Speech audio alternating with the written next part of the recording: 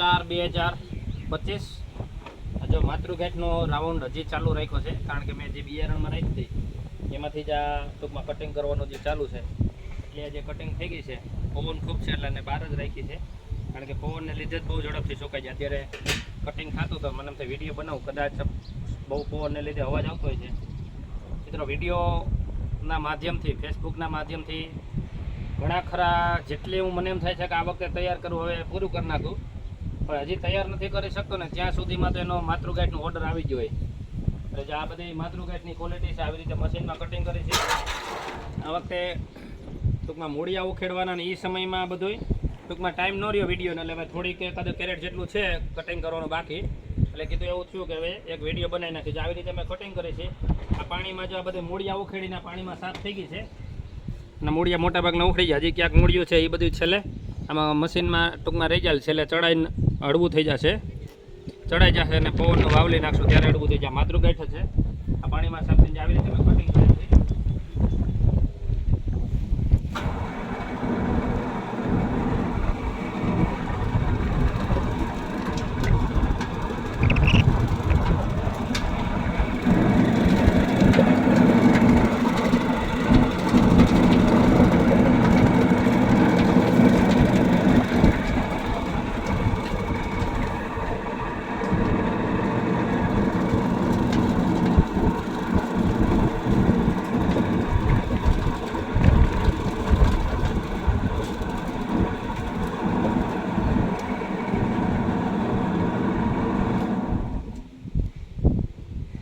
બટેટાના વેફરના મશીનની અંદર આવી રીતે કટિંગ કરી છે. કટિંગ આવી રીતે સુકાય છે.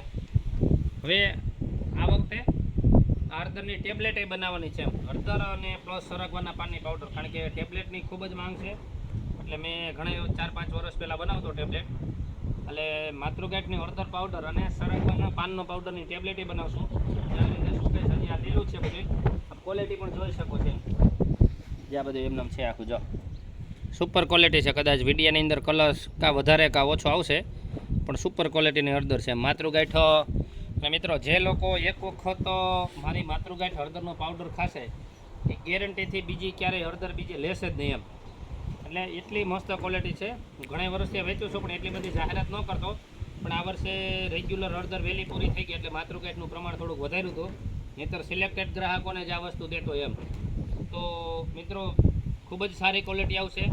અને આની પહેલાં મેં વિડીયો બનાવી જો કે કીધું છે કે માતૃગાંઠ શા માટે, ટૂંકમાં આપણે હળદરનો છોડ વાવી આ માતૃગાંઠ છે. ઘણી વાર ખબર ન હોય, મેં વિડીયો તો ઘણા લાઈવ જ મૂક્યા છે, પણ આ હળદર આપણે વાવી એટલે પહેલો છોડ થાય માતૃગાંઠ થાય. પછી અંગુલી વાવી જે બોલે અંગુલી એટલે કે આપણે જે શાક માર્કેટમાં આપણે જે લીલી વેચાતી હોય એ અંગુલી હોય અને માતૃગાંઠ હોય. આ વાવી કે અંગુલી વાવી બંને વાવી, પણ પહેલો છોડ થાય માતૃગાંઠ. આવી રીતે છોડ હોય ના, એ ઉપર એના પાંદડા હોય. અત્યારે પાંદડા સુકા નીકળી ગયા હોય, બધા સ્ટેપ છે પાંદડાના છે. અને આ વાવી એટલે વાવણી ટાઈમે હવે આની અંદર કોટા ફૂટવાની 10-15 દિવસ પછી શરૂઆત થશે. એટલે વરસાદી વાતાવરણ થાય ત્યારે ઓટોમેટિક કોટા ફૂટેને ઉગે. વાવણીમાં વાવવાની હોય અને વાવણીમાં વાવ્યા પછી આપણે જ્યારે પહેલો છોડ થાય માતૃગાંઠ થાય અને આ 4 મહિનાનું થઈ જાય ને પછી આની અંદર સાઈડની અંદર અંગુલી ફૂટે જાય, અહીંયાના ખાચા હોય. એટલે એની અંદર મૂળિયા ન હોય. એટલે અંગુલીની અવસ્થા, ટોટલ હળદરની અવસ્થા 8 થી 9 મહિનાની, એમાં અંગુલી 50% આવે. નવરાત્રી પછી અંદર અંગુલી થતી હોય. એટલે અંગુલીની અવસ્થા 4 મહિનાની હોય, આની 8 મહિનાની હોય. એટલે ક્વોલિટીની દ્રષ્ટિએ ખૂબ જ સારું હોય એમ. કે આપણે જોઈ લીધું હતું કટિંગ કેવું છે. તો મિત્રો આજ હવે એન્ડ ઉપર છે, કારણ કે મેં બિયારણનું રાખ્યું હતું એ હવે પૂરું થવા આવ્યું. બિયારણ તો આ વખતે કદાચ બહારથી આવશે ને અડધું પૂરું થઈ ગયું છે. તો મિત્રો વિડીયો સારો લાગે તો શેર કરજો, પણ એ ગેરંટી આપું છું કે એક વખત માતૃગાંઠ હળદર લેશે એને બીજી વખતે મારે કહેવું નહીં પડે એમ. અને ખાસ વસ્તુ એ છે કે મારી વર્ષોથી સિસ્ટમ જ છે કે જે લોકો મારી માતૃગાંઠની હળદર લેતા હશે, માતૃગાંઠની હળદરની સાથે માતૃગાંઠના ગાંઠિયા મોકલતો, જેથી કરીને કદાચ એવું લાગે કે અહીંયા વિડીયોની અંદર બીજું હોય અને ખબર પડે રૂબરૂ જોવાનું હોય તો આવા ગાંઠિયા જો લગભગ 1 કિલો 2-3 ગાંઠિયા મોકલું છું એમ. જેટલી હળદર હોય એ પ્રમાણે હું હળદરના આખા માતૃગાંઠના ગાંઠિયા મોકલતો હોય.